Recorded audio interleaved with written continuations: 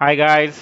मेरा नाम शिव कुमार है और ये मेरा YouTube channel Chista institute of design education, इस पे मैं आपका स्वागत करता हूँ। और आज मैं जिस इस वीडियो में जिस एग्ज़ाम के बारे में, जिस एंट्रेंस एग्ज़ाम के बारे में बताने जा रहा हूँ, वो है निफ्ट। ठीक है, निफ्ट मतलब national institute of fashion technology. इसका जो एंट्रेंस एग्ज़ाम होता है, आज हम उसके बारे में डिस्कस करेंगे। तो गाइस, इसका जो इस एग्जाम में जो भी स्टूडेंट्स मतलब इंटरेस्टेड है फैशन के रिलेटेड और टेक्नोलॉजी जो कि मतलब डिज़ाइन में, वो लोग इस एग्ज़ाम को लिख सकते हैं। ठीक है, तो मतलब इसमें एक इंटरेस्ट होना चाहिए, जैसे कि ड्राइंग में इंटरेस्ट होना चाहिए, आपको डिज़ाइन में क्रिएटिविटी होनी चाहिए, इमेजिनेशन होना चाहिए, कुछ नया करने का एक जज्बा होना चाहिए। अगर ये सब चीज़ें आप में है तो आप इस एग्ज़ाम को लिख सकते हैं और आगे आपका फ्यूचर भी, आपका करियर ब्राइट हो सकता है। तो गाइस चलिए, अब हम बात करते हैं इस निफ्ट एग्ज़ाम का। एक जो एलिजिबिलिटी क्राइटेरिया है, वो उसका एलिजिबिलिटी क्राइटेरिया क्या है। तो गाइस, इसका जो एलिजिबिलिटी क्राइटेरिया है, इसमें हम जो मतलब candidates are eligible to appear for NIFT entrance exam for UG courses if they have cleared their class 10 plus 2 from a recognized board with passing marks। मतलब जिन्होंने भी inter first year second year कर लिया है, वो इस exam को लिख सकते हैं। जो इसमें पास हो चुके हैं, इंटर सेकेंड ईयर में जो लोग पास हो चुके हैं, उसे वो लोग इस एग्जाम को लिख सकते हैं। द मैक्सिमम, अभी एज के बारे में डिस्कस करेंगे। The maximum age allowed for the general category candidates, मतलब जनरल जनरल कैटेगरी के ओसी, इनका जो है एज लिमिट अक्टूबर 1 2020 जो है, तब तक उनका 23 ईयर्स कंप्लीट हुआ हुआ चाहिए, कंप्लीट होना चाहिए 23 ईयर्स। ठीक है, अगर उससे उनका एज अगर ज्यादा भरता है तो वो इस एग्जाम को नहीं लग सकते हैं।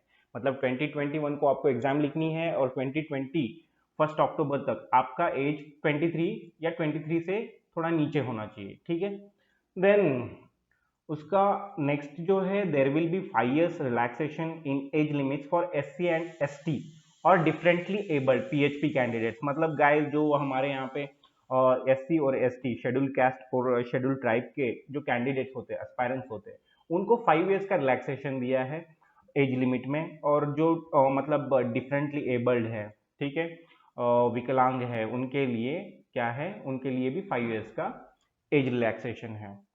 तो गाइस, अब जो निफ्ट 2021 है, उसका जो उसका कोर्स वाइज एलिजिबिलिटी देखेंगे।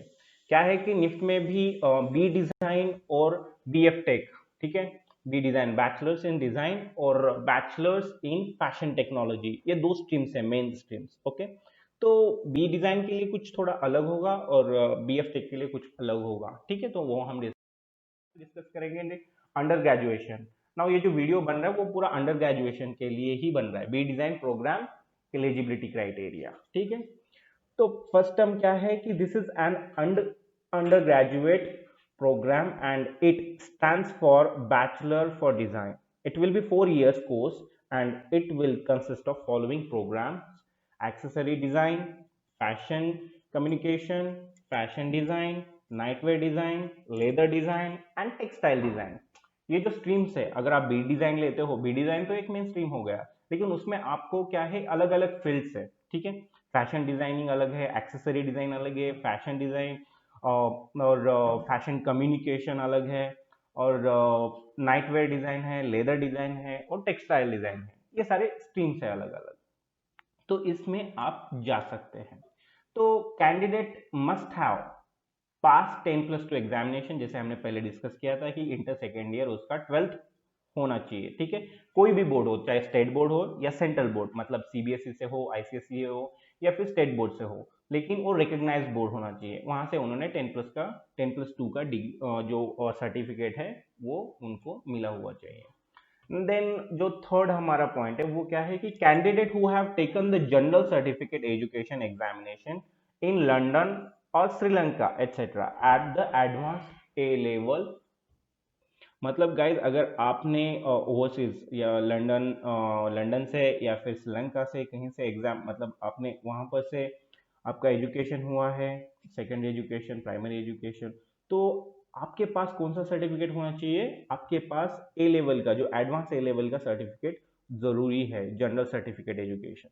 तो ये हुआ उनके लिए। अब जो हम बात करेंगे फोर्थ पॉइंट में, that is candidates who have taken the exam in foreign countries and if that is recognized by the Association of Indian Universities as a equivalent to 10+2 are eligible। अभी बाहर देशों में बहुत सारे मतलब उनका एजुकेशन सिस्टम थोड़ा अलग होता है, लेकिन हमारे यहाँ पे क्या है, वहाँ पर भी हमारे जो इंडियन बच्चे वहाँ पर पढ़े हैं, तो उनको इंडिया में ये आर्किटेक्चर करना है या फिर कोई डिज़ाइन रिलेटेड कोई कोर्स करना है या फिर कोई भी एजुकेशन लेना है, तो उनको इंडियन गवर्नमेंट ने कुछ उनके लिए एक मतलब उनके जो यूनिवर्सिटीज़ है वो उनको क्या क्या ग्रांट किया है, वहाँ पर से आप पढ़ाई करते तो यहाँ पर आप आके आगे का एजुकेशन ले सकते हैं। तो ठीक है, तो इंडियन यूनिवर्सिटीज़ जो एसोसिएशन है हमारा, उसने अगर उनको ग्रांट किया है और उन ग्रांट किए हुए यूनिवर्सिटी से आपने 10+2 किया है, तो आपको यहाँ पे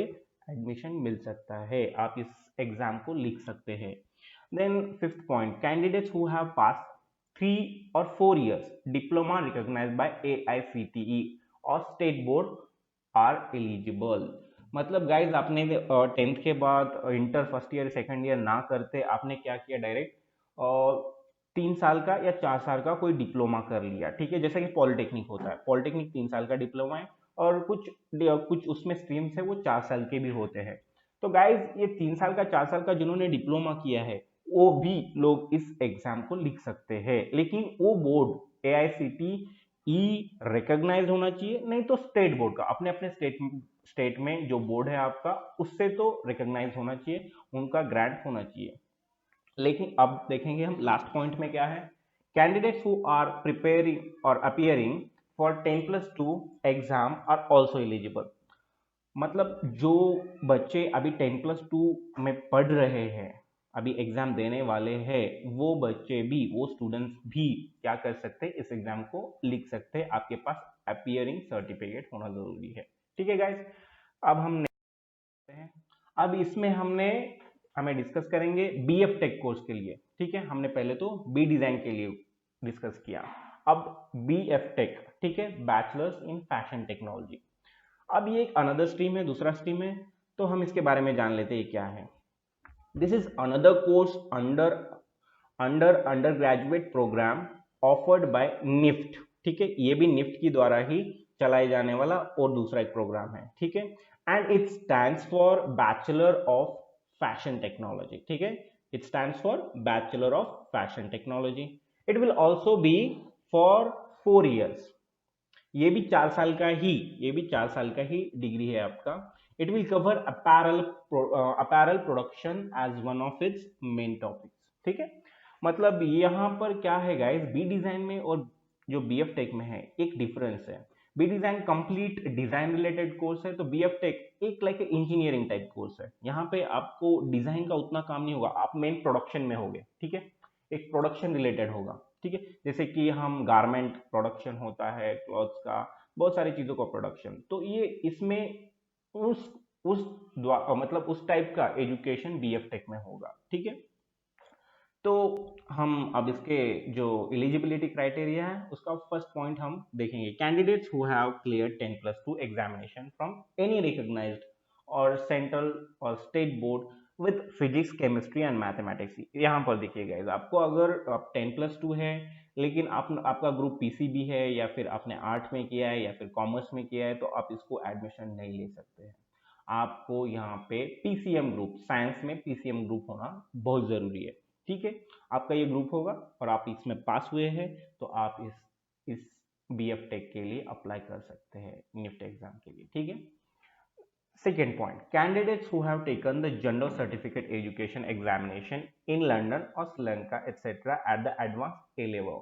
वैसे ही जैसे बी डिजाइन के बारे में हमने डिस्कस किया था कि कैंडिडेट्स जो लंदन से या फिर श्रीलंका से जो एडवांस ए लेवल की एग्जाम है उसका, उस एग्जाम का जनरल सर्टिफिकेट है उनके पास, तो वो इस एग्जाम को अप्लाई कर सकते हैं। Then candidates who have taken the exam in foreign countries, कोई भी बाहर कंट्री में आपने एग्जाम दिया है 10+2 के लेवल का, और वो यूनिवर्सिटी जो है जिसके अंडर आपने एग्जाम दिया है वो अगर वो एसोसिएशन ऑफ इंडियन यूनिवर्सिटीज ने रिकॉग्नाइज किया हुआ है तो आप इस एग्जाम को लिख सकते हैं। ठीक है, fourth point sorry, candidates who have pass 3 or 4 years diploma recognized by AICTE और स्टेट बोर्ड। जैसे मैंने पहले भी बताया था कि पॉलिटेक्निक किया है 3 साल का, 4 साल का, या फिर कोई और अन्य कोर्स किया है आपने, ठीक है, 3-4 साल का 10th के बाद, ठीक है, विच इज इक्विवेलेंट टू 10+2,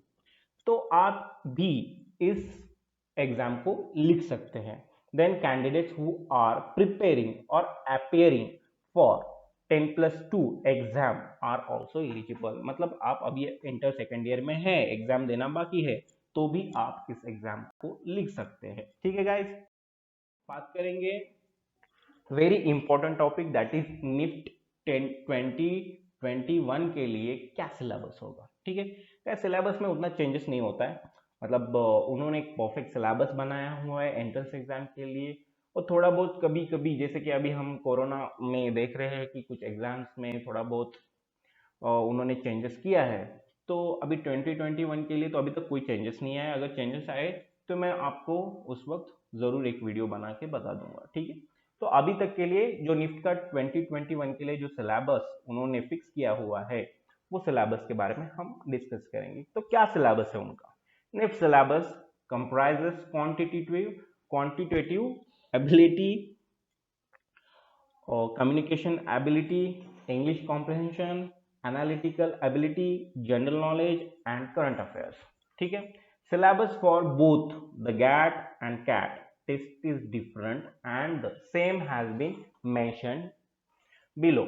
अब हम नेक्स्ट स्लाइड में उसका एक डिटेल में सिलेबस देखेंगे, बट गाइस मैं इसके बारे में थोड़ा बताना चाहूंगा। निफ्ट में जो है, अगर आप निफ्ट को प्रिपेयर करना चाहते हैं, निफ्ट एग्जाम के लिए प्रिपेयर कर रहे हैं, तो अगर आप बी डिजाइन के लिए प्रिपेयर कर रहे हैं तो उसमें 2 टाइप के, मतलब गैट और कैट, ये 2 टाइप के एग्जाम्स होंगे। ठीक है, तो ये गैट में जो है आपको कंप्लीटली मतलब ये एक एमसीक्यूज हो गए, और कैट में कंप्लीट ड्राइंग होगा। ठीक है, तो ये आपको यहाँ पे ध्यान में रखना है। लेकिन अगर आप बीएफ टेक के बारे में बात करते हैं तो बीएफ टेक में सिर्फ गैट है, वहाँ पे कैट नहीं है, ड्राइंग का कुछ भी नहीं है।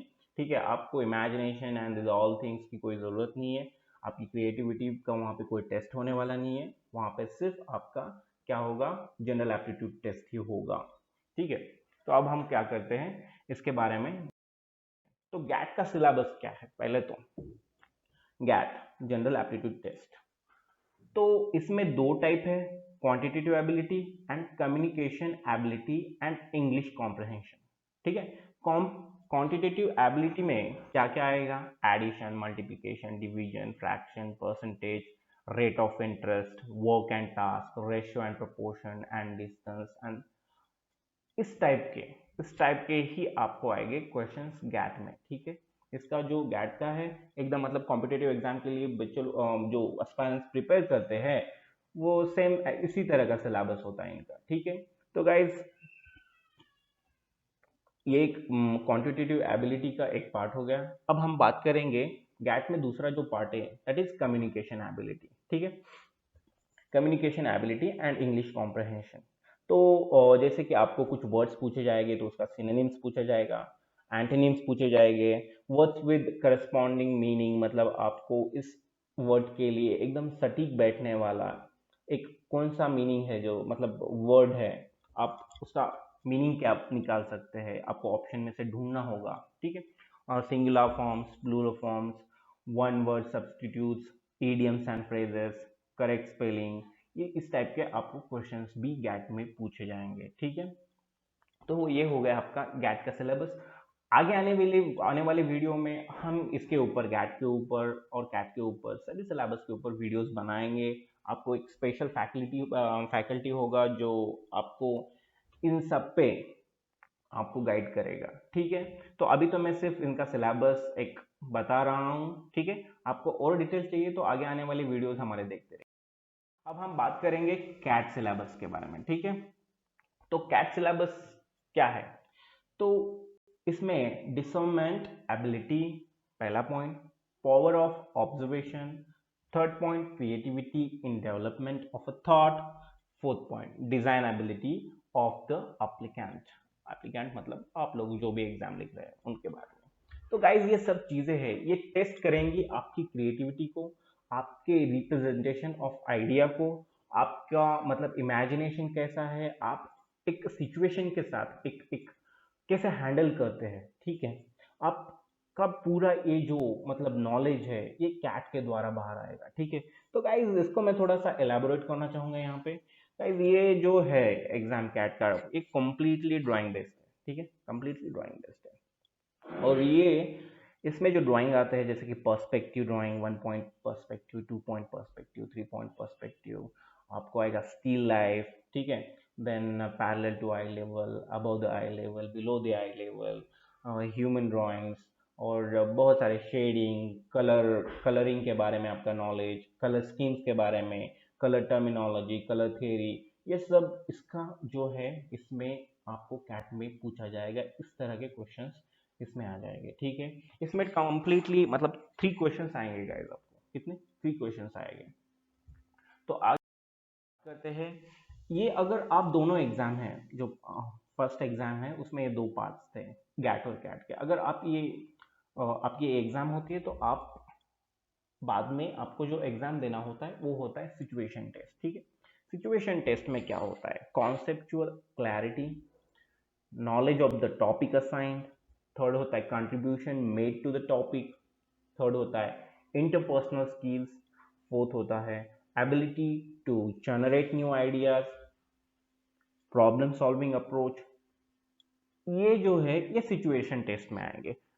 और ये बाकी जो है leadership qualities and effective communication, ये ग्रुप डिस्कशन में आएगा, ठीक है। सिचुएशन टेस्ट में क्या आएगा? सिचुएशन टेस्ट में गाइज मैं आपको एकदम मतलब अपने इजी लैंग्वेज में बताना चाहूंगा। तो आपको वहां पे जो कुछ मटेरियल दिया जाएगा, जैसे कि कुछ पेपर दिया जाएगा, कुछ और स्ट्रॉज दिए जाएंगे, कुछ कप्स दिए जाएंगे, डिस्पोजल थिंग्स दिए जाएंगे कुछ तो, और उसका यूज करके आपको कुछ बनाना पड़ेगा, क्रिएटिविटी आपकी दिखानी पड़ेगी, ठीक है। आपको कुछ उस आइटम से कुछ बनाना पड़ेगा जो कि एकदम मतलब परफेक्ट हो सकता है, ठीक है। तो यही आपका नॉलेज, आप विद गिवन मटेरियल कितना अच्छा और क्या बनाते हैं, यही आपका नॉलेज यहाँ पे सिचुएशन टेस्ट किया जाता है, ठीक है। और ग्रुप डिस्कशन में आपको लीडरशिप क्वालिटीज और इफेक्टिव कम्युनिकेशन, आप कितने अच्छे से आपके आइडियाज बता सकते हैं, आप कितने अच्छे से बात करते हैं, आपका इंग्लिश में कितनी फ्लुएंसी है, ये नॉलेज आपका चेक किया जाए। अभी पर्सनल इंटरव्यू होगा, अब गाइज ये कभी होता था, अब कभी कुछ साल पहले नहीं हो रहा है, लेकिन अब जो है 2021 के लिए कह रहे हैं कि हो जाएगा, ठीक है। तो हम ये पर्सनल इंटरव्यू के बारे में बात करेंगे। तो इस पर्सनल इंटरव्यू में मैं गाइज मतलब हम इंटरव्यू में क्या पूछा जा सकता है ये कुछ बता नहीं सकते, लेकिन रिलेटेड टू क्या पूछा जाएगा ये बता सकते हैं। तो career orientation, okay, aptness for the field, overall personal achievements in academics and co-curricular activities, communication, general awareness and aptitude, creative and lateral thinking, इन सब चीज़ों के बारे में आपको पर्सनल इंटरव्यू में बताया जाएगा। अब बी एफ टेक के बारे में हम बात करेंगे। अभी तक हमने सब बी डिज़ाइन के बारे में बात किया था। जैसे कि हमने देखा है कि बी डिज़ाइन में क्या था, वहाँ पे कैट का एक पेपर था, लेकिन इसमें कैट का पेपर नहीं होगा, ओनली गैट का पेपर होगा, ठीक है। तो इसमें गैट में क्या क्या पूछा जाएगा? क्वांटिटेटिव एबिलिटी, ये 30 मार्क्स के लिए आएगा। Communication ability and English comprehension, ये 45 मार्क्स के लिए आएगा। Analytical and logical ability 25 marks के लिए आएगा। General knowledge and current affairs, ये 25 मार्क्स के लिए। और केस स्टडी, ठीक है, केस स्टडी भी पूछा जाएगा, ये भी 25 मार्क्स के लिए आएगा, ठीक है। अगर आपको इसके बारे में पूरी मतलब डिटेल में जानकारी चाहिए, इसके बारे में नॉलेज चाहिए, इसको सीखना है आपको, तो आप हमारे यूट्यूब चैनल से जुड़े रहिए, और आगे आने वाले वीडियोस में हम इनके बारे में पूरी डिटेल में जानकारी देंगे, इनके बारे में हम पढ़ाएंगे, ठीक है। अब निफ्ट के कॉलेजेस कितने हैं और वहाँ पे कितने सीट्स है, ठीक है, ये बहुत ज़रूरी है। आप जब भी कोई प्रिपेयर करते हैं एग्ज़ाम के लिए तो आपको ये जानना ज़रूरी है कि इसके कॉलेजेस कहाँ पे है और ये कितने सीट्स है इसमें। तो गाइस पहले मतलब निफ्ट बेंगलुरु है, उसमें 265 सीट्स है। सेकेंड निफ्ट भोपाल, उसमें 90 सीट्स है। Third NIFT Bhubaneswar 180 seats. NIFT Chennai 265 seats.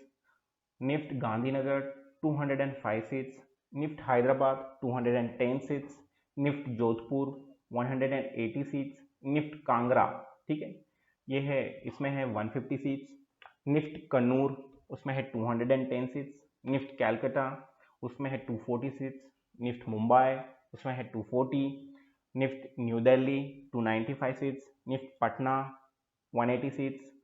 NIFT Raebareli 150। NIFT Shillong 90। NIFT Srinagar 60 seats है गाइस, ठीक है। तो आपको इनमें से, ये तो नेशनल लेवल के एग्जाम है, इसमें से आप जब काउंसलिंग करोगे, काउंसलिंग के बाद आपको कौन सा भी इसमें से कॉलेज मिल सकता है, ठीक है। आपके परसेंटेज पे डिपेंड करेगा, आपके मार्क्स पे डिपेंड करेगा, आपके रैंकिंग पे डिपेंड करेगा। तो गाइस यहाँ पर हमने आज देखा कि इसका एलिजिबिलिटी क्या है, इसका सिलेबस क्या है और इसके लिए कितने कॉलेजेस है और कॉलेज में कितने सीट्स है। लेकिन आगे आने वाले वीडियो में हम इसके बारे में क्या करेंगे, निफ्ट में जो ड्राइंग है, मतलब कैट का सिलेबस है, गैट का सिलेबस है, इंग्लिश के रिलेटेड है, मैथ्स के रिलेटेड है, जो भी आपका, उसके बारे में हम वीडियो डालते जाएंगे। लेकिन आपको स्टडी करनी है इसकी, आप एकदम डेडिकेटेडली स्टडी करने चाहते हैं इसका, ठीक है, आपको इसमें सीट होना ही होना है, ऐसा आप सोचते हैं, तो आप हमारा एक ऑनलाइन ऑनलाइन कोचिंग है, हमारी ऑनलाइन क्लासेस हम लेते हैं, आप उसको ज्वाइन हो सकते हैं। अगर आपको इसे ज्वाइन होना है, ऑनलाइन क्लासेस डेली अटेंड करने हैं हमारे, तो ये मेरा एक कॉन्टैक्ट नंबर है गाइस, 7486881481। ये सिर्फ व्हाट्सएप नंबर है मेरा, ठीक है, ये व्हाट्सएप नंबर है, आप इस पर मुझे व्हाट्सएप कर सकते, टेक्स्ट कर सकते हैं, और तब मैं हम आपको कांटेक्ट करके हम आपको हमारे ऑनलाइन क्लास में ऐड कर सकते हैं, ठीक है। और ये मेरा जो ईमेल आईडी है chistadesigninstitute@gmail.com, ठीक है, ये हमारे इंस्टीट्यूट का नाम है। तो हम सिर्फ ऑनलाइन क्लासेस ही लेते हैं, ठीक है, online classes NATA related, NIFT related, BR, UCEED, CEED, NID, UID, FDDI, B design and B planning also. तो गाइस अगर आप मुझे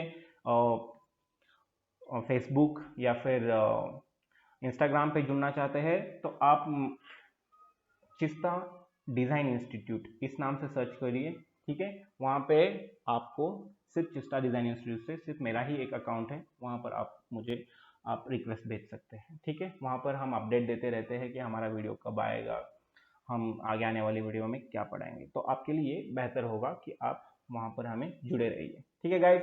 तो bye bye, stay home, stay safe.